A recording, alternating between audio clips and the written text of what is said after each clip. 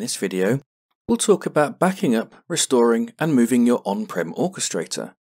Please note that this does not apply to our Cloud Orchestrator variants. You may need to migrate your Orchestrator onto the latest underlying Unix architecture, such as Rocky Linux. You might want to move the VM to a new host but cannot vMotion, for example. You may also wish to restore for disaster recovery purposes. Backup and restore allows you to complete these tasks. We're going to walk through the steps needed to complete the first scenario, migrating to the new Unix platform, Rocky Linux. But as a byproduct, we'll naturally cover backing up the current Orchestrator, deploying the new Rocky Linux Orchestrator from OVA, and restoring the current Orchestrator to the new one. If you're watching this, then you probably know that CentOS has reached end of life and will no longer be getting security updates. A complete change of OS requires using this backup and restore operation to move the Orchestrator software from CentOS, or Fedora for that matter, to Rocky Linux. First, some prerequisites.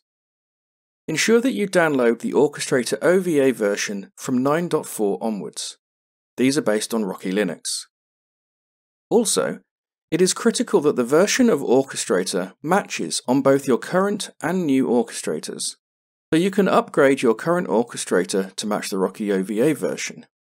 For example, if the OVA you download is 9.4.2_40552, then you should upgrade the current Orchestrator to match before backing it up. Be sure to match the version and trailing digits as well.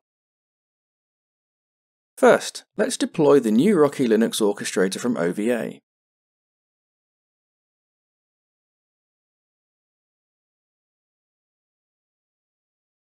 Set up your VM networking as required, and remember to tick Thick Provisioning.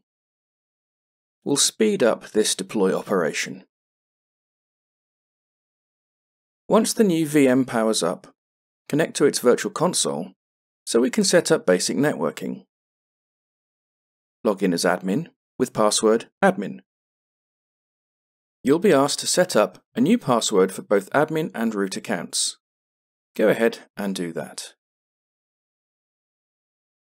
Next, we'll run the orc-setup -c configuration script to set the time zone, NTP, an IP address, mask, and gateway.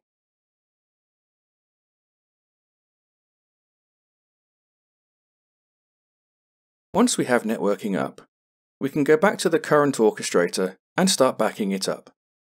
We want the backup to be taken as close as possible to the migration, so all the latest keys, config, and stats are migrated.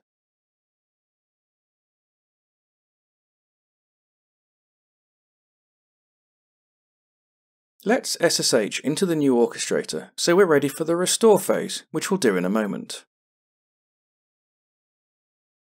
Next, copy the backup file from the remote server to the new Orchestrator.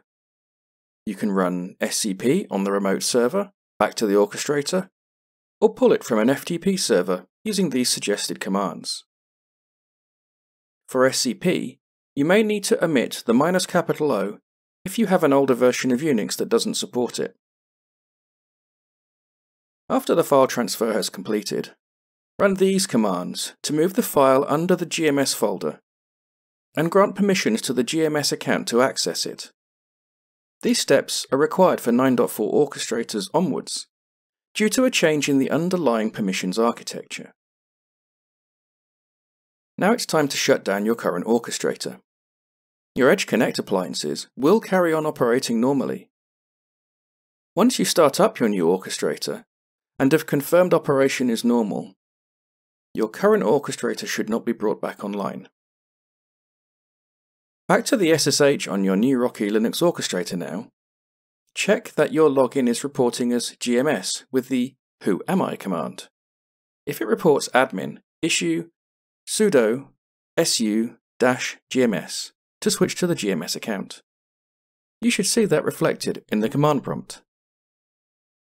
Now we'll begin the actual restore. SU to elevate us to root privileges. Service GMS stop to stop the Orchestrator service. This may take a few moments to finish. Exit to leave root level and bring us back to the GMS account.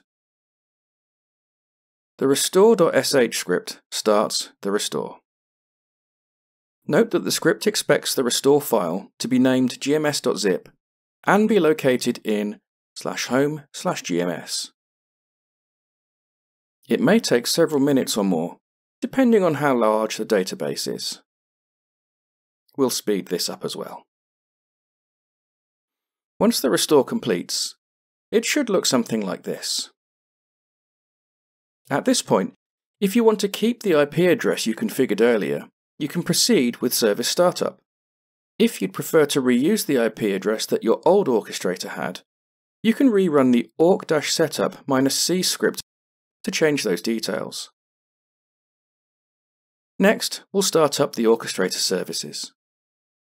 SU to get back to root level, service GMS start to start the Orchestrator service. Once the startup completes, which should take just a few moments, you can issue service GMS status to verify it has started and is servicing requests. The web UI should now be available, and you can log in using your old Orchestrator credentials, which may be admin or perhaps a remote authentication service. All config and stats should have been restored. The last thing to check is Administration Orchestrator Reachability. If you have unticked the Management IP box, you may need to update the IP set here, if it's different from the original Orchestrator. The Cloud Portal will be used as an intermediary to push out the new IP address, and after some minutes, the EC appliances should start coming back online in the tree.